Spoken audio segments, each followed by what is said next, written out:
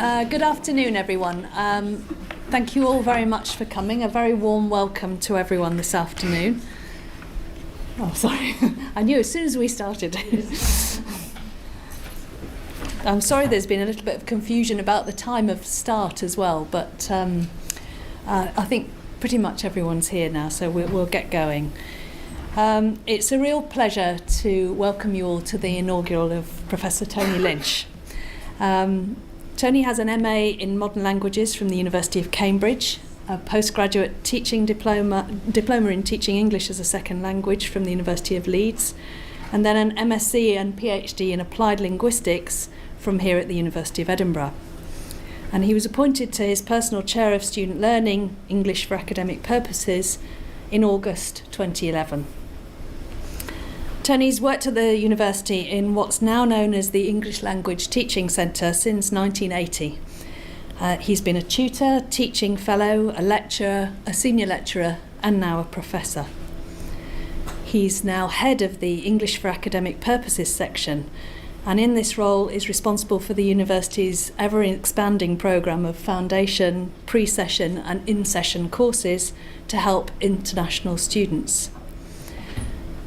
This is an extremely important part of our work as a university, especially as a thoroughly international university. His research has focused on the communication between native and non-native speakers of English in academic settings, and he's developed a good deal of teaching materials based on the insights he's gained from this research. He's produced 3 books for language teachers from this research, one called Listening, one called Study Speaking, and another Study Listening. And these have had a real, genuine impact on the teaching of English for academic purposes. And some of his recent papers have been focusing on international students' informal listening strategies, which I think we'll hear a little bit about today, the linguistic benefits of recycling classroom communication tasks, and the role of different forms of feedback in improving students' spoken English. All really important topics for us as we work to develop students' experience of excellent learning and teaching. Tony's very kindly agreed to answer some questions at the end of his lecture, and then we're all welcome to a reception that we'll be holding just outside on the mezzanine floor. So very warm welcome now to Professor Tony Lynch to give us his lecture on the importance of listening to international students.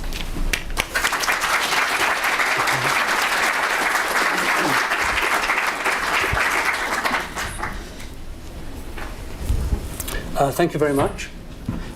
Before I begin my lecture, I'd like to acknowledge the professional debt that I owe to 2 groups of staff within the university in particular. Firstly, the teaching staff on the MSc in Applied Linguistics in the old Department of Applied Linguistics, where I did my MSc in 1977. And secondly, to the many colleagues in the Institute for Applied Language Studies, where I worked for 30 years. So, my topic today is listening comprehension in the university context, and specifically in relation to the experience of international students who are non-native speakers of English. And the title of my talk can be read in 2 ways: why listening is important to those international students, and secondly, why I think it's important to listen to what they have to say about their experience in Edinburgh. Now, in the lecture I'll be looking at the processes of listening, how we normally resolve listening comprehension problems, why listening matters for international students, how they perceive the lectures that they attend in Edinburgh, and ways of making lectures more accessible to them. I'd like to begin with the sources of information that we use when we're trying to understand what somebody is saying to us. So we have 3 levels of knowledge. At the top, we have schematic knowledge, in the middle we have context, and at the bottom we have language. So schematic knowledge is our knowledge of the topic that's being talked about, the content of what the person is telling us, and about the process of communication. Contextual information involves the situation, so who's talking, where and when, and the co-text, so the other bits of language that precede and follow what we are currently listening to, and also the visual information that we can use in the physical context. And then at the bottom, in this diagram, we have language, so our knowledge of vocabulary, of grammar, and of pronunciation. Now, when we're listening to a foreign language, it's probably at the bottom level that we are aware of having deficiencies. So not knowing the words that a speaker is using clearly strike us as a problem. But it's also true that the same thing applies to us in our first language. So when somebody is using a variety of our own language that we're less familiar with, we can have difficulty understanding what they said or meant. For example, about a week into my MSc course in 1977, I went into the Clydesdale Bank in Patrick Square. This is in the days, I think, before we had holes in the wall. So I wrote out a cheque to cash, put it in the trough, and the bank teller said, "How will I give you the money?"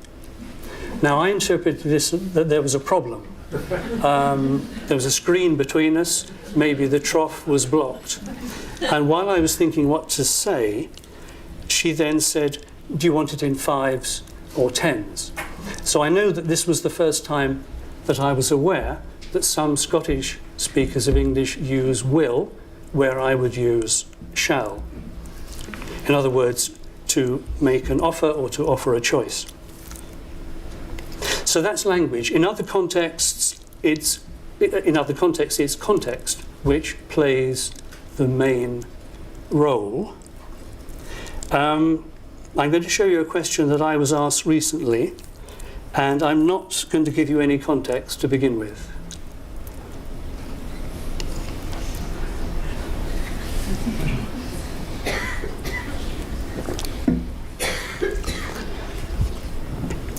So from those 4 words with the question mark and the sir, you're probably, because this is what human beings do, you're probably trying to work out a possible context where that makes sense.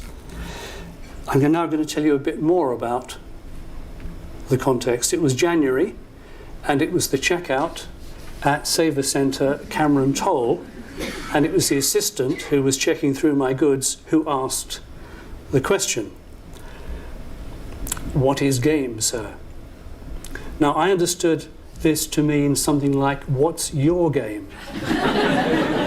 So I thought I had probably done something wrong, but that didn't seem to fit in with the sir. So now a bit more context. The assistant was Indian, and I could tell that by the name on his label. And so I said, "Pardon?" And he then said the same thing, but this time he added the adjective British. "What is British game, sir?" Now at this point I know that schematic knowledge about British colonial history kicked in, the Great Game, etc. So maybe he was asking me to comment on the Raj. So in the way that you do, I said, "I'm sorry, I don't understand." And this time he raised his eyebrows, jutted out his chin towards my shopping and said, "What is British game, sir?" And at that point I remembered that one of the items I had bought was a casserole mix labelled British game. So I was then able to answer his question, say rabbit, pheasant, venison, that sort of thing, and he was very grateful for me informing him what it was he just put through the checkout. Now, the whole process, I hope, took only about 2 or 3 seconds. But I think it's a very good example of the routes that we take when we're trying to make sense of what somebody has told us. So we rarely go directly from our background knowledge to comprehension. We use the context and language and our background knowledge. We shuttle backwards and forwards, so to speak, between the different sources, and we try to make sense. We're not normally aware of the routes we take unless there's some sort of obstacle, such as it being in a foreign language, that makes us conscious of the decisions that we're making. And to communicate at normal speed, we have to do this in parallel and quickly. Now, when we're listening to a foreign language, there's a tendency, particularly at the lower levels of competence in the language, to over-rely on language, on the bottom level. Here's an example from my learning of Spanish. So I was in Spain, in Asturias, and I was watching a TV program, a news program, male newsreader. Behind him, there was the photograph of a young woman. And he announced her as, referred to her as lanzadora de jabalina. Now, my language told me that lanzar is to throw, adora means someone who, so a thrower, jabali is a wild boar, and ina is a diminutive. In fact, it's a female diminutive in the north-west of Spain. So what I pictured was this woman who was in the habit of hurling around young female wild boar piglets. This seemed slightly odd. And at that point, behind the newsreader, there appeared a photograph of an athletics stadium, and it was then that I twigged that jabalina was a javelin, not as I'd suspected. I do remember, and I think it was at the time rather than later, that I did wonder whether this might be a Basque sport, because the Basques are well known in Spain, perhaps elsewhere by the laughter, for having games involving feats of strength and endurance, rather like the Highland Games. But I was able to correct myself in time. Now, so far I've talked about things that happen inside our heads when we're trying to understand. Normally, in conversation, we resolve these problems through what's called the negotiation of meaning, or sometimes referred to as conversational repair. And what you find is that speakers, particularly when they're speaking to non-native listeners, make 3 main sorts of adjustment: to input, to interaction, and to information. And I'm going to say a little bit about each of those.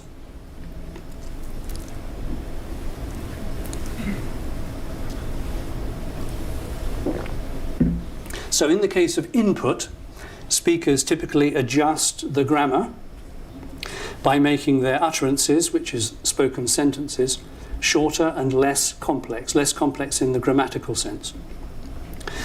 And increased use of the present tense, particularly when telling anecdotes that happen to them. Speakers to limited listeners in the language tend to put everything in the present tense rather than the past tense. When it comes to vocabulary, we tend to use more common vocabulary to avoid idioms that we think may not be obvious to the listener. We also tend to repeat nouns rather than to refer to a person as he or she. And then when it comes to pronunciation, speakers tend to articulate more clearly and more slowly, to use a greater amount of stress, to stress the really important words with heavier stress than normal, and also to use a wider range of pitch. And for non-verbal adjustments, we tend to use longer pauses to give the listener time to process what they've just heard. we use more gestures, and we increase our use of facial expressions. Now, at this point, I have to tell you a story. The story concerns a hat seller. What you see are the last 2 pictures in a 6-picture set. So it was, the scene is a tropical country, and an old man who makes sombreros from straw was sitting in the shade of a tree, waiting to sell his hats to passers-by. Because it was hot, he fell asleep. Up in the tree were a troop of monkeys who, while he was asleep, came down. Each took one of his hats, went back up the tree, and stuck the hats on their heads. So when he woke up, the old man saw his hats had gone, and up in the tree were monkeys wearing them. He was very angry, so he shook his fist at them, and all the monkeys shook their fist at him. He didn't quite know what to do, so he scratched his head, whereupon all the monkeys scratched their heads, at which point, between the 2 pictures, he realized what he should do, that the monkeys were copying him, so he dropped his hat, and the monkeys helpfully all dropped theirs. Now, the reason I've told you the story is because I'm going to focus on each of those pictures in turn for different reasons, to illustrate the sort of adjustment that I'm talking about.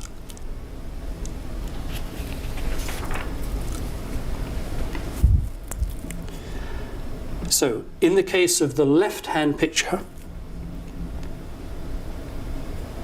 or rather between the left-hand picture and the right-hand picture, okay, this data comes from a study I did, in fact it was my PhD study, where I was interested in the ways in which native speakers of English would or wouldn't adjust what they said to a series of individual separate listeners.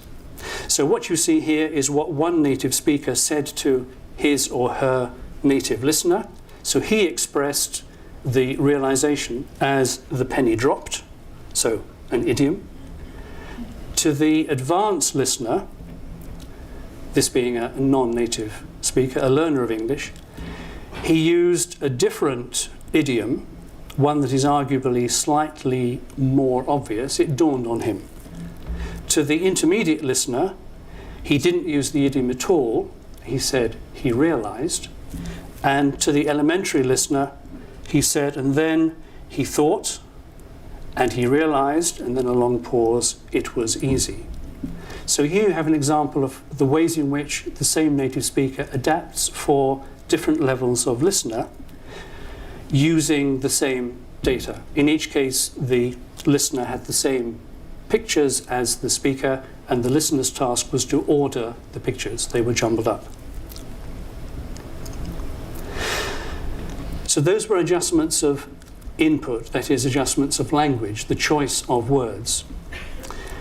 More important, according to research, is adjustments of interaction. So the first type of thing that we do is a confirmation check. That's when the L is listener, S is speaker. So when the listener makes sure they've understood what the speaker means. So we may say something like, so you mean he lost his money? Checking that what I've understood is what the speaker meant. A comprehension check is when the person who's speaking makes sure that the listener has understood. And we may make that clear by saying, do you follow? Do you understand? Is that clear? Or it might just be, okay, expecting the other person to confirm that they have understood. A clarification request is where the listener asks the speaker to explain or to rephrase. So when you said obstacles, did you mean something like problems? And repetition, either party can repeat either their own words or the other person's words in order to check that both parties are happy with what's been understood. Reformulation, the speaker rephrases the content of what they have said. Very often language teachers are found to do this more than repetition. So non-teachers talking to non-native listeners, tend to repeat what they said before. Language teachers tend to reformulate. Completion, the listener completes the speaker's utterance. Intended to be helpful, of course, but there are people, I'm sure we know them all, who do this to us in our own language and inevitably are wrong, I find. And then backtracking is where the speaker, there's been a problem, and the speaker thinks, okay, I better go back to the point where she looked like she was understanding, and we'll try that out, and if that doesn't work, we'll go back further. And then there are adjustments of information choice. This is something that I was particularly interested in, or became interested in because of the data that I found in my PhD research. So I found that speakers used more descriptive detail, more explicit logical links, and also filled in what they assumed were gaps in the listener's socio-cultural knowledge.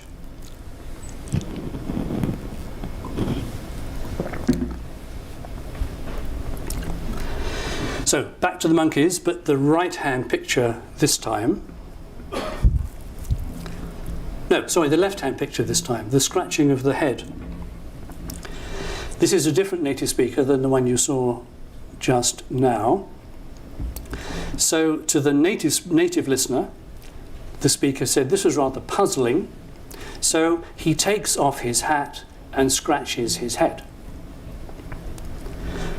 To the advanced learner, he takes off his hat and scratches his head in confusion. So you could say in confusion is just about the same as puzzling. But again, when it comes to the intermediate listener, well, the man doesn't know what to do, he's very puzzled, and so he scratches his head, which means I don't know what to do, implying, assuming the listener doesn't know what head scratching indicates. And again, to the elementary, old man's very puzzled and worried about how to get his hats from the monkeys, and he takes off his hat and scratches his head, as people often do when they feel puzzled. So speakers also adjust to their listener by the information they choose to highlight. So I've talked about three sorts of adjustment as if they were separate, but in fact they normally occur in combination. So I'm going to, by way of illustration, show you a short transcript of a conversation between three of my past students. Isabel is from Spain, Yuko is Japanese, and Khalid is from Malaysia. And it's a point in the conversation where Isabel, who is from Seville, is talking about Seville. So I was telling one of my friends, yeah, we have all the streets full of orange trees. And he asked me, but don't you eat the oranges? No, they're very bitter. It's impossible. They're really bitter. And Yuko then says, must be wild one. Wild orange tree. Wild? By the way, the pluses indicate the length of the pause. So when she says wild, it's a repetition, of course, of what she said, but it seems to be a comprehension check as well. Do you know what I mean by wild? Khalid says, huh, which I would categorize as a minimal clarification request. And Isabel also says wild, repetition. Yeah, so nobody tries to eat them, the oranges from the street. Another completion. The street, yes. No, but do you know why do you use that orange for? And Yuko knows, so she says for marmalade. And Khalid says, what? Yes, he was a man of few words. So Yuko then says marmalade, sweet sort of jam.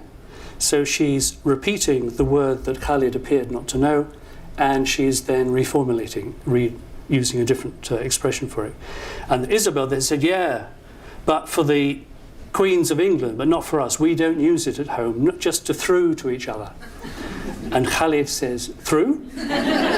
Now, I'm assuming that he's recognised that it was a verb. It could be that he's actually saying the word Through. Okay? Anyway, he makes the sound through. Yuko laughs. And Isabel, yes, it's true. At Christmas, I was having a party with my friend, just a dinner, very quiet. And suddenly, we went in the balcony. Says Khalid. Somebody throws us an orange. And Yuko says, it went boosh to the wall. And then Khalid says, is that traditional way to celebrate something or what? So he's asking for cultural background. Isabel says no, and he says, just to annoy. So a confirmation check to bother us, and then they laugh. Now, there's nothing unusual about that conversation. It just illustrates how three international students effectively sort out their communication problems as they arise in interaction. So summarising what I've said so far, listening comprehensives can be complex. We can fail in various ways as listeners. We can not hear, we can mishear, we can misunderstand, and we can not understand. And the resources we use in one-way listening, where we don't have the chance to reply, are made up of three types of knowledge, which we apply as seems relevant. When it comes to two-way listening, to normal conversation, listeners and speakers generally cooperate to make sense of each other, and they use a range of interactive adjustments. And all this is true of communicating in our first language, but we're more aware of it when we're listening to a foreign language. In fact, we're more aware in particular of things going wrong in the foreign language. So the next question is, why does listening matter for international students? And I think it matters because students' level of listening skill can either open up or close off access to two main types of experience. There's the access to the academic knowledge in their program, and there is the access to informal language learning, potentially in the university community around them. So I'm going to look at academic knowledge first. And at Edinburgh, we measure the listening skills of some international students through a test called TEAM, Test of English at Matriculation. And in the original version, it had 4 sections: vocabulary, listening, reading, and writing. And some years ago, I did a study of TEAM's validity.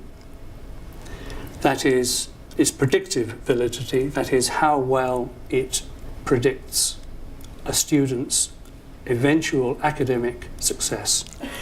In this case, a year later. So the data came from nearly 300 students who were on taught 1-year master's programs, and I compared their TEAM scores and other English test scores with their academic outcome a year later.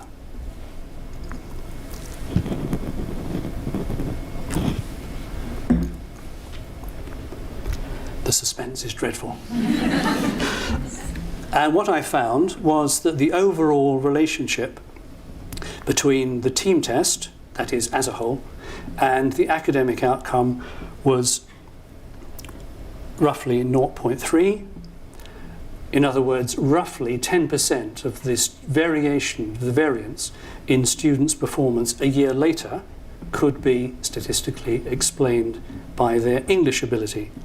And to give you an idea of how other tests would fare, the main 2 international tests of English, so IELTS and TOEFL, various studies have tended to find that the correlation is very similar to that of the TEAM test, around about 0.35.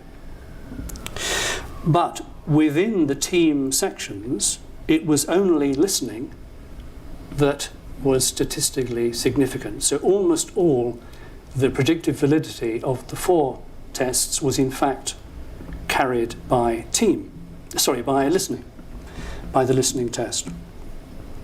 So why should this be? Why listening and not the other skills? Because most people, most students, and probably most staff, are aware of student success or failure through what they write, rather than what they listen to. Writing is how you show what you've understood. So I think that the reasons for the connection between listening on the team test and the academic outcome a year later are likely to be indirect. So I think if you are a student with poor listening skills, when you arrive in semester 1, you don't actually grasp all you need to of the content of your course. You may well try to compensate for that by doing a lot of reading, but the other students are doing reading as well, and the other students are also getting better at listening. So you can't actually ever catch up with the lack of grasp of the content. Secondly, I know from what students have told me and my own experience in Spanish that there are psychological effects of poor listening. You lose confidence, you become anxious, and one general finding about adult language learners is most people think they are the weakest in the class, except for the one who knows that he's the best. And it's usually he and not she. And the other thing is that poor listening is a barrier that stops you getting as much social contact with other students through English as would otherwise be the case. So there's a sort of isolation. Now, I think the last point is really important because potentially international students in a place like Edinburgh, in an English medium setting, have a wide range of opportunities to improve their English outside the classroom. But for many students it remains potential. They don't actually make use of what their teachers are advising them to do. It may be because they simply prefer to stay, as British students do abroad, with people who share their own culture. But many international students in various surveys have reported finding it difficult to establish relationships, friendships with native students. And the other thing is that there's a sort of a conflict, a tension between the role of student doing a course at university, and being a language learner.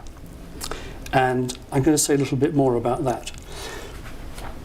At this point, I need to mention that the sort of advice that second language researchers and therefore teachers tend to give to language learners, much of it is derived from what was called good language learner studies in the 70s.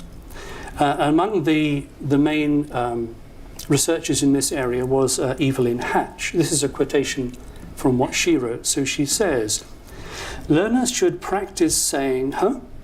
echoing parts of sentences they don't understand. They should be told to use or whatever fillers they can to show they really are trying. If the learner gets to recycle the same topic several times with the same or different native speakers, he will then have the vocabulary. He can recycle the topic again with another person and pay attention to his syntax. He should be taught not to give up in any contact with a native speaker. So that's what a leading applied linguist, native speaker applied linguist in this case, recommends we should be advising students to do. Now there's a wonderful essay by a Danish academic called Peter Harder, and he brilliantly captured the problem with this. His essay was subtitled On the Reduced Personality of the Second Language Learner. And this is what he said. One gets the picture of a very well-defined social role when one imagines the learner assiduously repeating bits of the previous utterance, blocking out interruptions by saying, sticking like glue to unfortunate natives who said, hello. The picture that emerges is that of an utter pest. And this, the learner, unless he's an unusually callous or charming person, is likely to be acutely aware of. I have a shorter, simpler quote from one of my students, which I think says very much the same thing. An undergraduate came to see me about his problems in understanding what the British students he was studying with were saying. And when I said, well, don't you remember in our language classes in the summer, you were very good at getting people to clarify? He looked world-weary, and he said, yes, but I'm the only foreign student, so I can't ask very much. So when it comes to the social side of things, the learner cannot, as it were, chain everything, chain all the discourse to learning. He or she has to play the role of being part of the group and not necessarily part of the group who is there because they want to improve their English. So I was interested in finding out more about the ways in which international students manage to practice listening in informal settings. So a couple of years ago, I carried out a project I called ILSA, which is Informal Listening and Speaking Encounters. So I asked Edinburgh postgraduates what type of speaking practice they engaged in outside the language classroom and what advice they would have for incoming students. There are 105 responses, and as you'll see, just over half the students said they'd made less progress in listening than they expected, and most of the others said they hadn't made any more than they'd expected. So only about 10% of the group that I asked reported that they had made more progress than they predicted they would. I asked them to estimate the times they spent each day, listening or talking. Talking meaning listening and speaking. And you'll see that there's about half an hour's difference overall between those in the A group who reported less progress and the other two, but there's no real difference in the overall figures of B and C. However, if you look at the red figure, you'll see that there's a big difference in the amount of time that the C group reported talking. So there's some evidence that although the overall time that students spend listening or talking is similar in B and C, there is something about getting more practice in talking which is associated with feeling that you've made more progress. I'm going to give you a couple of quotes from the students that I interviewed as part of the study. A Cuban PhD student, I'll let you read it because you can read it faster than I can say it.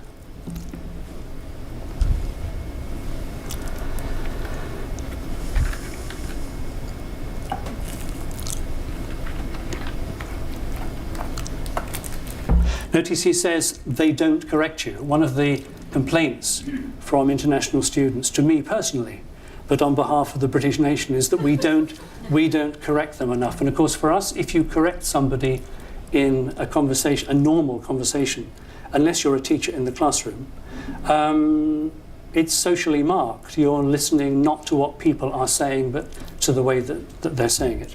But anyway, he says, don't isolate yourself. This is a quote from a Chinese student.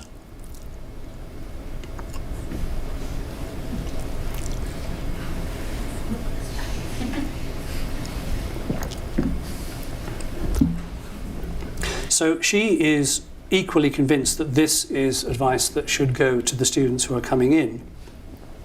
I leave you to work out which of the two had in fact made much greater progress than the other.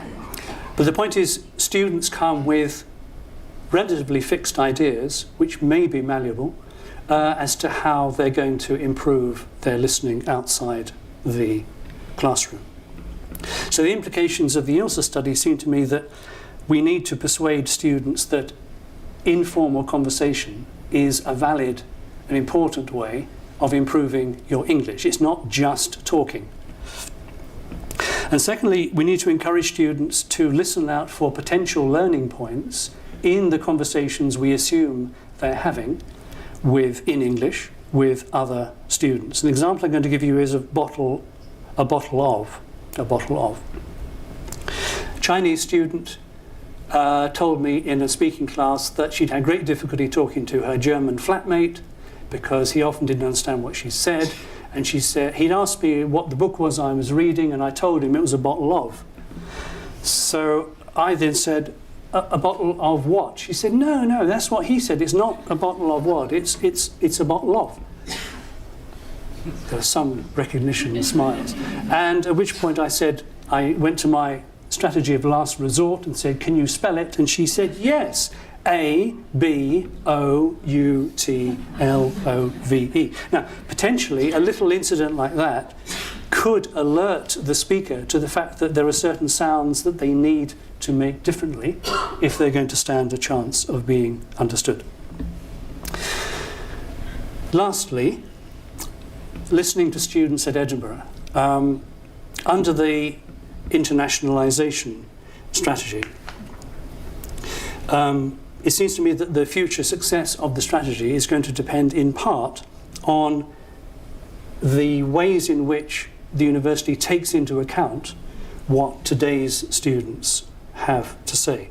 And I think the basic issue that the university faces was neatly summed up by this Thai student who said, I'm a non-native speaker student. In fact, the language problem might be a problem just for me, but the university is likely to increase foreigner students by about 30%, maybe. So implying that in her particular course, maybe she was the only person with problems, but then thinking ahead is something the university needs to think about. So I collected some data on international students' perceptions of lectures. The acronym is ISPOL. I collected the data in the autumn of last year, and it was collected from students who had taken the team test, and I got 126 replies. What I did was I gave them a two-part questionnaire. In the first part, I listed 12 pieces of advice commonly given to lecturers who teach international students. And they were derived from work by Teresa Morel in Spain. So these are the first 5.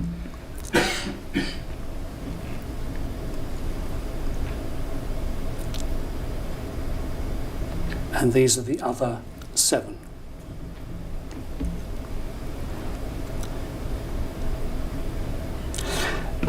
The orientation of the study was to regard the students I was asking as experts in listening, or rather people with a growing expertise in listening to second language lectures.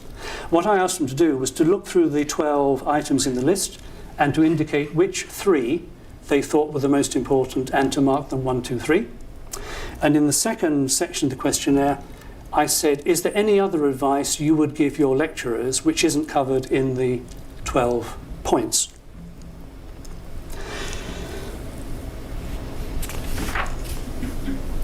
So this shows you the first 4 items that were ranked in first place. And you'll see that perhaps not surprisingly, control your speed of speaking was chosen by practically twice as many students as the next most frequently first place advice. Here are a couple of students' comments. And again, this is a student who appears to be in a group that is largely British. So he says maybe the teachers aren't aware of the speed, they don't notice it. Another point of view from somebody who suggests several things. Slowing down, I wish they'd slow down a bit. I wish they could repeat and emphasize what the main information is. And an interesting point, at the beginning of the semester, that is semester 1, it would be good if lecturers controlled their speed of speaking. A suggestion that lecturers should be conscious, particularly conscious at the start of the year, that their listeners may not be able to follow them very easily. Now, this is a slightly different picture. This shows the cumulative totals for items that were ranked 1 or 2 or 3. And you'll see that speed still emerges as the first of the as the most mentioned item. But now the second ranked item is look out for signs of difficulty. Nobody wrote what those signs of difficulty were. So it seems that the students assumed that lecturers will know what the signs of difficulty are and will do something about it. I know, for example, that in a big room I can't actually look out for frowns, but it's quite easy to see one student turning to look at another student's notes, which to me is a suggestion that the student who's looking is not sure that they've understood. But presumably there is a wide range of signs of difficulty. But interestingly, none of the students said what they were. It was just assumed that they were going to be visible. And then the next most frequently chosen advice was about selecting and adapting examples. 2 comments here from different students, both referring to cultural difference, asking lecturers to make sure that they take care that the examples that they may be used to using from years before are actually going to be ones that are accessible to international students. When it came to creating a relaxed atmosphere, 2 opposite views. Students saying lecturers should be humorous, and then one saying please don't always tell jokes only understood by British and Europeans. This reminded me of an email that I was sent a couple of years ago. Here it is, from a Chinese student.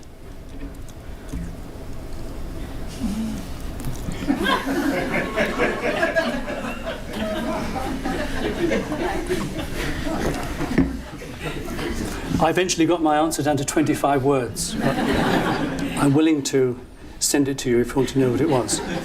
Now, among the other issues mentioned by the students, the ones that they had literally empty space for on the questionnaire, they mentioned timing, largely the fact that lecturers try to cram in too much material into 50 minutes. Something on supplementary materials. There was a bit on the use of language, which tended to be that they felt lecturers were using language that was too formal, which surprised me. I would have thought it would have been too informal for a student, international student's point of view. And then something on the assumptions of shared knowledge. I'm just going to mention the assumptions of shared knowledge. Don't assume that all students have the same background on the subject matter. Second quote, I suppose lecturers should introduce the background of some important technical concept, then we'll probably more quickly keep this knowledge in memory. So this seems to be different from cultural assumptions, culturally weighted examples. It's actually about what lecturers assume students know within the subject area. So my conclusion, the pointers that I think we can pick up from the ISPOL data clearly speak slower. Lecturers should keep an eye out for signs of listening distress.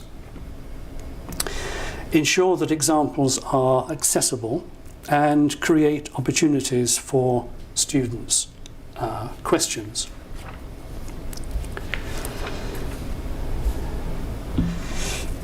Now, at first sight, you might think that those are relatively uncontroversial. But if we assume that lecturers are open to the advice that we should reduce our speed of speaking and also encourage students to contribute questions, the logical consequence of those 2 adjustments is that we have to be prepared to cover less in the standard 50-minute lecture. This would actually be in line with some recent research in Sweden. A couple of studies there concluded that the implication of really taking international students into account is that less information can be delivered in lecture form. So one way to do that would be to follow the recommendations by several of the students, which is to put more material, to make more material available online, which students could either study before or after the lecture. And another would be to encourage students to ask for clarification by using what I have called question pauses. These will be pauses of 2 to 3 minutes at a couple of points in the lecture, where by announcing the question pause, the lecturer marks the fact that questions aren't just allowed, but that they're also expected. And by making these two relatively simple adjustments, I think we may allow the natural mechanisms of conversational repair, negotiation of meaning, to come into play into the lecture theatre as they do in conversation. I have one last quotation.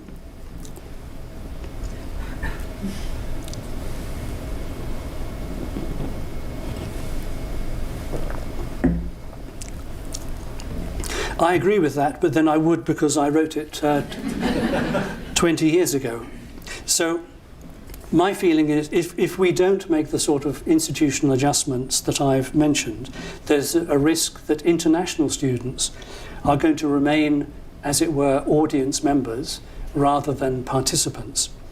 And what I'm really proposing is that we need to find ways of making our lectures more like academic conversations in which listeners help speakers to make themselves better understood. Thank you very much.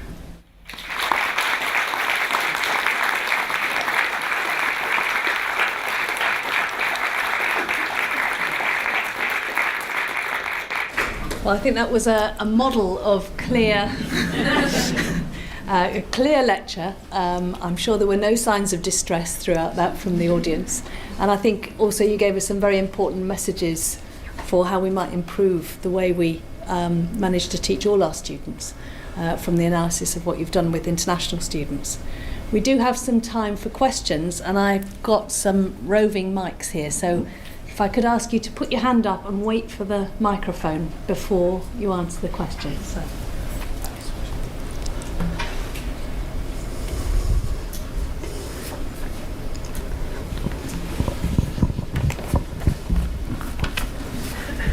Hi, thanks for the talk. I teach on the MSc in economics here, and we have a problem with our international students where students who are from a country where there are lots of other people from that country will often sort of segregate, and their language doesn't improve as much as people who, you know, if you come from, I don't know what, Bhutan, no one else speaks Bhutanese, you mix and you learn and you move on better.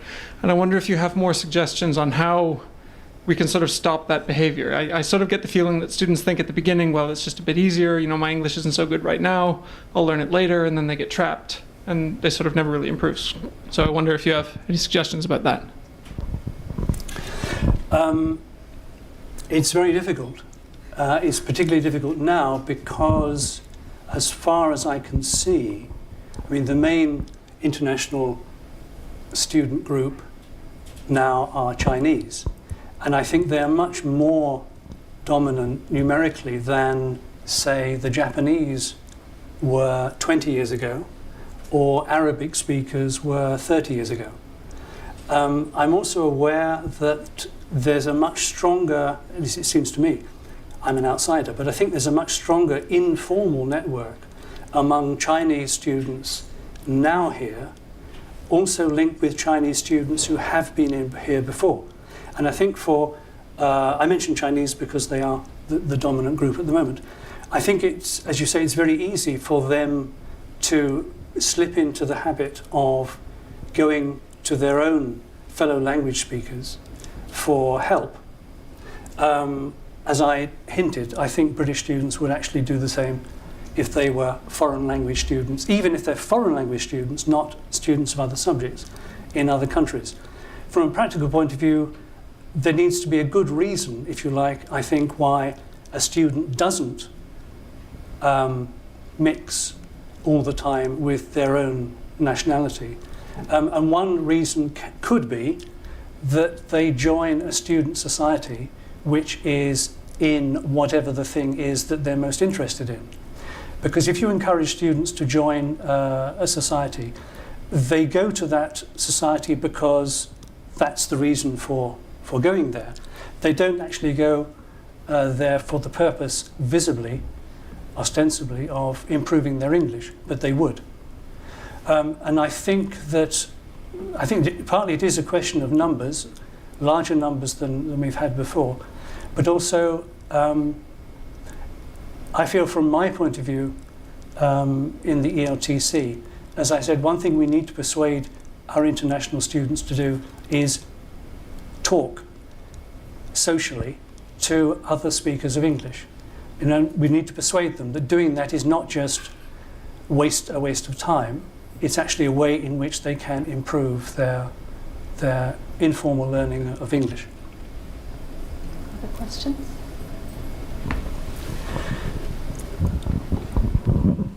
Thank you very much for that talk. Andy Thompson, Politics. One of the issues you raised right in the early stages was the evidence you had that listening seemed to be the most important dimension to language learning and obviously taking in the subjects they're studying. You conclude by saying we should cover less in the lectures and move more material online. Now, I presume you mean here not simply material to be read. Otherwise, that would seem to be self-defeating in a way. Or not self-defeating, but it wouldn't actually encourage the listening aspect. Are you suggesting, therefore, that the materials should, as much as possible, be material which they would listen to, which would encourage them to speak as well? I would, yes. The students who suggested it weren't thinking about listening because they were talking, in various of their comments, they talked about texts that they could read. But I'm aware that it takes time to record something which you may be recording only for the people who are going to access the place where you're going to put it. It's extra load onto the teaching. But I think more generally, other than only focus students' attention on the content of their course, they would be missing out on a wide range of audio material on the net. Not specifically in their subject, but in a sense listening to anything improves the psychomotor skills of coping with language at speed. So provided they're listening to something that's of interest to them, I would say we should be encouraging them not just to focus on any material, whether it's audio or reading, that is put up online for them, but they should be taking the opportunity to listen into, who knows, lectures like this, but also other events in Edinburgh, as well as what they can listen to on the net. Okay. Thank you for the talk, Tony, which I enjoyed very much. Can you hear me? Yes. Some years ago, I'm thinking of the 1980s, there was a fashion for testing English according to its specific purpose. The ELTS test, the precursor of IELTS, is a very good example of that. Do you think that was a good idea, and does TEAM operate in that way, and if not, why not? Okay. No, it doesn't. In fact, TEAM is designed. It's not it isn't a communicative test of communication, and it's not related to student subject. In fact, although I haven't yet gone into detail, the TEAM listening test is, if I'm being devil's advocate, is the most unrealistic test of listening that one might imagine. Namely, it is a once-only dictation test. Yet, its results correlate well as overall figures from IELTS and TOEFL, with academic outcome.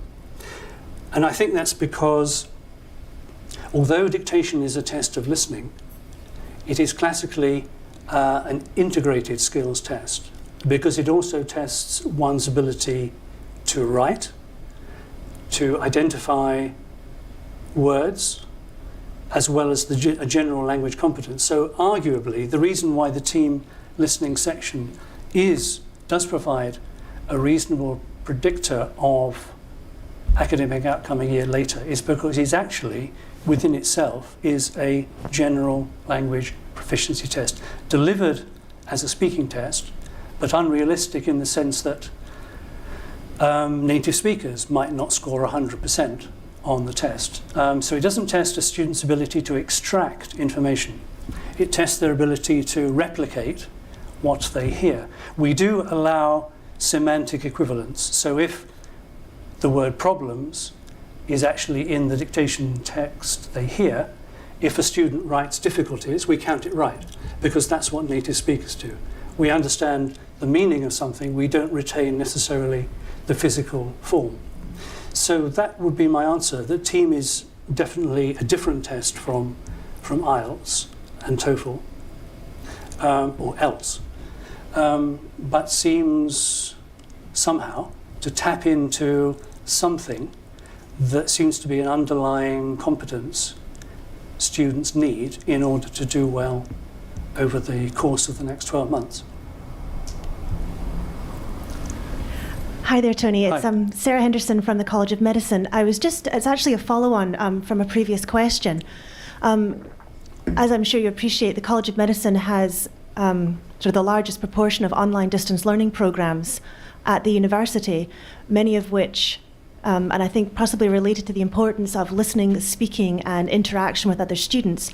And of course, many of our students on online distance learning programs don't have any day-to-day interaction with people that are native speakers, especially those that are on programs that are particularly focused towards international students, some that have entire cohorts of students, for example, in various African countries.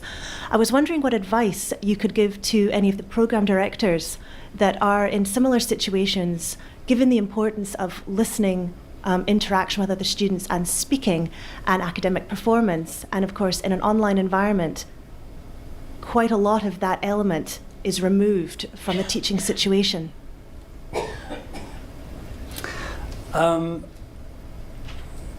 Sorry, just checking.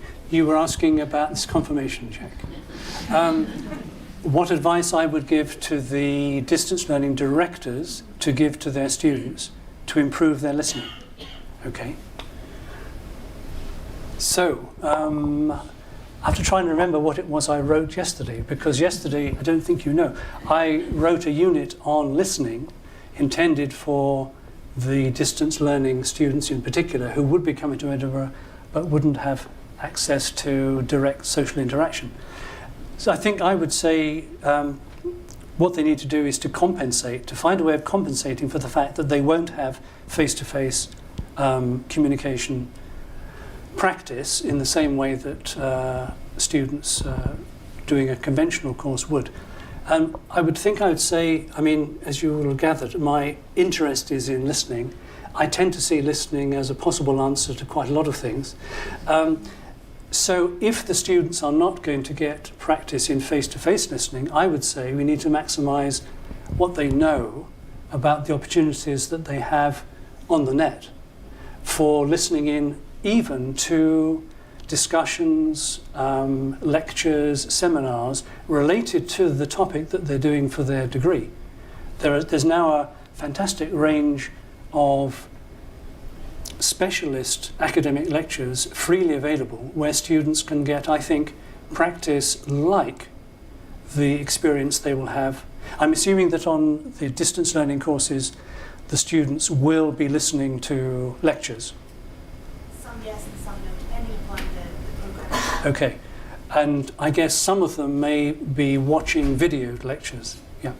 So again, there are various websites. They always seem to be funded by very religious Americans. Nevertheless, there are certain sites which, despite their funding, seem to provide what I regard as very good range of subjects and topics. And I think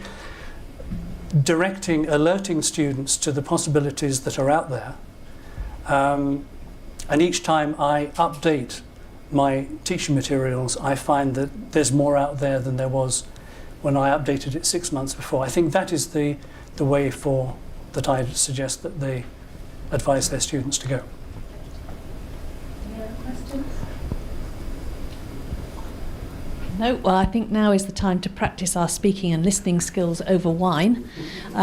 So I'd like once more to thank Tony Lynch very, very much for such an interesting lecture and welcome you all into the reception. Thank you once again.